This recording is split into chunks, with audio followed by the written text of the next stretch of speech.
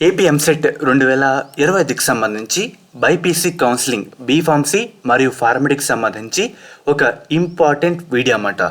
మెయిన్గా మనం అప్లై చేసిన తర్వాత మన స్టేటస్ గురించి, అంటే మన అప్లికేషన్ వెరిఫికేషన్ స్టేటస్ గురించి చాలామంది కొంచెం కన్ఫ్యూజ్ అయితే అవుతున్నారన్నమాట. వాళ్ళ గురించి డీటెయిల్గా 3 పాయింట్స్లో చెప్తాను. మెయిన్గా మీరు ఒకసారి స్క్రీన్ మీద చూస్తున్నారు కదా, మనకి ఈ విధంగా రావడం జరుగుతుంది. ఒకసారి చూపిస్తాను. మెయిన్గా మనం డైరెక్ట్ వెబ్సైట్లోకి వెళ్ళిన తర్వాత నో యువర్ రిజిస్ట్రేషన్, అదే అప్లికేషన్ వెరిఫికేషన్ స్టేటస్ అయితే ఉంటుంది కదా, ఫామ్స్ అనే కాలంలో దాని మీద ప్రెస్ చేయండి. ప్రెస్ చేసిన తర్వాత మనకి ఈ విధంగా రావడం జరుగుతుంది. మన AP EAMCET hall ticket number, date of birth enter చేయండి. ఎంటర్ చేసిన తర్వాత సబ్మిట్ అయితే ప్రెస్ చేయండి.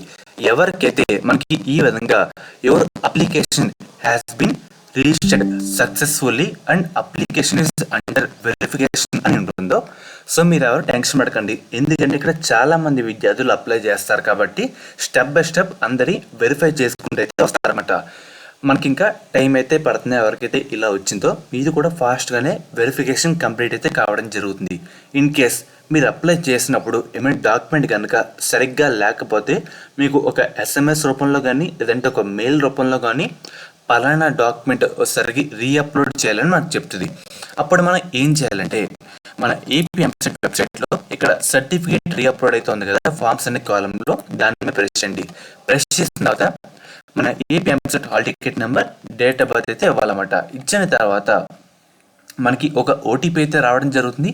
ఓటీపీ అయితే ఎంటర్ చేయండి. ఎంటర్ చేసిన తర్వాత మనం ఏ డాక్యుమెంట్ ఇవ్వాలో దానికి ఈ విధంగా రావడం జరుగుతుంది. పక్కన రీజన్, ఆ ఇమేజ్ సరిగ్గా లేదు, రిమార్క్స్ వచ్చేసరికి అప్లోడ్ క్లియర్ సర్టిఫికేట్, సరిగ్గా అప్లోడ్ చేయండి అని చెప్తుంది అన్నమాట. అప్పుడు మనం ఎవరైతే రీఅప్లోడ్ చేయమని అఫీషియల్ వాళ్ళు అయితే అడుగుతారో వాళ్ళకి ఎస్ఎంఎస్ రూపంలో కానీ మెయిల్ రూపంలో కానీ చెప్తారో మీరైతే వెంటనే చెక్ చేసుకుంటూ ఉండి రీఅప్లోడ్ అయితే చేయాలన్నమాట. సో కరెక్ట్గా రీఅప్లోడ్ అయితే చేయాలి.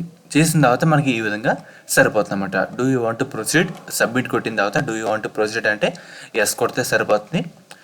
మళ్ళీ మనం ఇక్కడ థర్డ్ కేసు ఏంటంటే మన AP EAMCET hall ticket number enter చేసి డేట్ ఆఫ్ బర్త్ ఎంటర్ చేసి ఎవరికైతే your application has been verified by the competent authority and you are eligible for exercising web options as per schedule అంటే కనుక మీది application మొత్తం verify అయితే కావడం జరుగుతుంది. వెరిఫై అయితే కావడం జరిగిపోయింది. మీరు వెబ్ ఆప్షన్కి షెడ్యూల్ ప్రకారంగా, అంటే వాళ్ళు ఇచ్చిన డేట్స్ ప్రకారంగా మీరైతే వెబ్ ఆప్షన్కి అయితే ఎలిజిబుల్ అయితే అయ్యారు అని అర్థం. ఇక్కడ 3 కేసుల గురించి అయితే చెప్పాను. ఎవరైతే వెరిఫికేషన్ అండర్ వెరిఫికేషన్ వస్తుందో మీరు టెన్షన్ పడకండి. స్టెప్ బై స్టెప్ అందరే వెరిఫై చేస్తారు. మీరు మీ ఎప్పటికప్పుడు రిజిస్ట్రేషన్ స్టేటస్ అయితే చెక్ చేసుకుంటూ అయితే ఉండాలి. మీరు ఏ నెంబర్ అయితే ఇక్కడ కౌన్సిలింగ్ అప్లై చేసి ఉంటారో ఆ నెంబర్కి ఏమైనా ఓటీపీలు వచ్చినాయా లేదంటే మెయిల్ ఎటువంటి అప్డేట్ వచ్చిందా లేదా ఒకసారి వెరిఫై చేసుకుంటూ అయితే ఉండాలన్నమాట. ఎందుకంటే చాలామంది సరిగ్గా అప్లోడ్ చేయక సర్టిఫికేట్స్ రీఅప్లోడ్ చేయమంటారు, అందుకు చెప్తున్నాను. ఇక్కడ 3 కేసులు అయితే ఉంటాయి. ఒకటి అండర్ వెరిఫికేషన్ ఉంటే కంగారు పడకండి, త్వరలో అయిపోతుంది. ఇంకోటి ఎవరికైతే రీఅప్లోడ్ చేయమంటారో వెంటనే క్లియర్గా మీ సర్టిఫికేట్ అయితే రీఅప్లోడ్ చేయండి, త్వరగా మీరు నెక్స్ట్ స్టెప్కి అయితే వెళ్తారన్నమాట. అండ్ మూడో ఇక్కడ కేసు వచ్చేసరికి ఎవరికైతే your eligible for exercising web options as per schedule అంటే మీకు ప్రాసెస్ మొత్తం కంప్లీట్ అయిపోయింది, మీరు వెబ్ ఆప్షన్ కూడా వాళ్ళు ఇచ్చిన డేట్స్లో ఇచ్చుకోవచ్చు అని అర్థం. ఈ విధంగా మనకి వెరిఫికేషన్ అయితే జరుగుతుందన్నమాట. చాలామంది కొంచెం డౌట్స్ అయితే పడుతున్నారు, అందుకైతే చెప్తున్నాను. అండ్ అలాగే మనకి ఏంటంటే శాస్త్ర కాలేజ్ అన్నమాట. ఈ కాలేజ్ కూడా మనకి నెల్లూరు అయితే ఉందన్నమాట. వీళ్ళు ప్రొవైడ్ చేసే కోర్సుల విషయానికి వస్తే కనుక బీఫార్మసీ, ఫార్మడీ ఈ కోర్స్ అయితే వీళ్ళు ప్రొవైడ్ చేస్తారు. మనకి ఈ కాలేజ్ విషయానికి వస్తే కనుక ఒక స్పెషల్ పాయింట్ అయితే ఉందన్నమాట. గవర్నమెంట్ అందించే 38,000 ఫీజు రియంబర్స్మెంట్ కాకుండా కేవలం 20,000 కట్టి మనం అయితే జాయిన్ అవ్వచ్చు.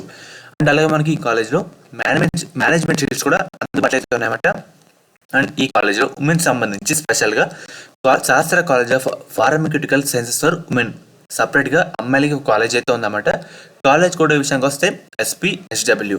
అండ్ అలాగే మనకి కో ఎడ్యుకేషన్ కూడా ఉంది. కాలేజ్ కోడ్ విషయానికి వస్తే SCON SPRC. మీకు ఎటువంటి డౌట్ ఉన్నా స్క్రీన్ మీద కనిపిస్తున్న నెంబర్కి ఒకసారి కాంటాక్ట్ అయితే అవ్వండి, వాళ్ళు మిమ్మల్ని గైడ్ చేస్తారు.